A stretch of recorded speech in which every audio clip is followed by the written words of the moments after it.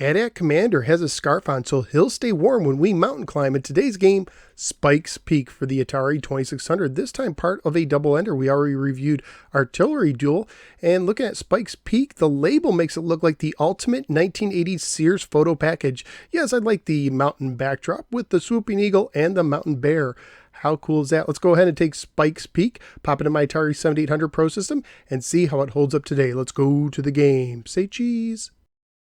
Spike's Peak was published by Xonox and carries a copyright year of 1983. It was released in 4 different variations for the 2600, including as a single cartridge and as part of 3 double-enders paired with the games Ghost Manor, Artillery Duel, and Chuck Norris Super Kicks. According to the manual, you are Spike because evidently you were named after the dog, and you are climbing against time. You are climbing a mountain full of diving eagles, hungry bears, abominable snowmen, slippery ice patches, bitter cold rock slides, and worst of all, the dreaded poisonous mountain cactus. You gotta watch out for the mountain cacti, I'm telling you. Spike's Peak is a multi-screen action game for 1 player only. It has 4 modes of difficulty set by the difficulty switches. The easiest version starts with both switches in the B position. The next hardest setting is with the left switch in the A position and the right in the B. After that, the next hardest setting is with the left difficulty switch in the B position and the right in the A, and the hardest setting takes place with both switches in the A position. The harder the setting, the more likely you will move slower, have delayed jumps, less warnings for the eagles, and get knocked off of levels by the boulder. The game starts at the mountain screen where the number of flags indicate the number of lives you have left, and a blinking dot shows your progress on the mountain. The second screen is the Meadows. Here, just like in the majority of the game, you use a joystick to move and the button to jump. In this level, you will encounter bears and eagles who are deadly to the touch. Bears will move from cave to cave on the screen, and sometimes you can see their eyes as they hide in a cave.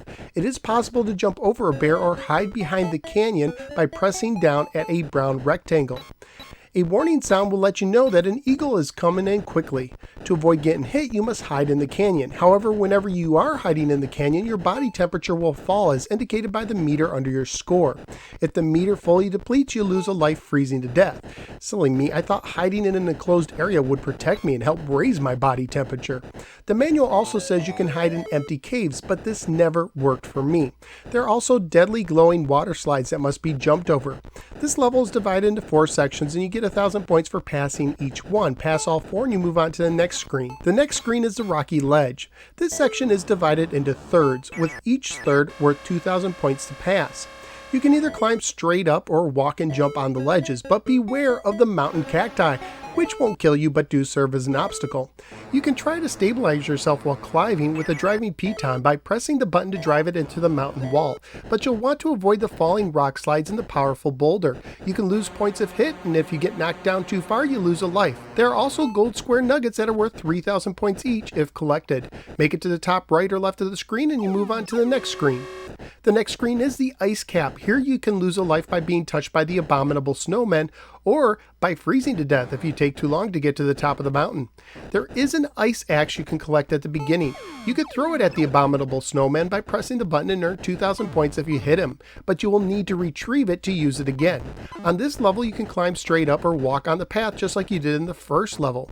The level has 4 sections, each worth 2,000 points for passing, and you can also collect diamonds that are square-shaped and glowing for 5,000 points each. However, there are avalanche slides that will try to stop you and cost you points. If you make it to the top, you'll enter the final screen, planting your flag and earning 10,000 points, and apparently falling over and dying on the mountaintop. Great! You then start the game over and a chance to increase your score.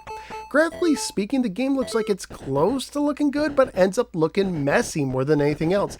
And your character kind of looks like Freddy Krueger if you squint your eyes. Sound and music-wise, the game is also, well, messy. Just nothing to write home about here.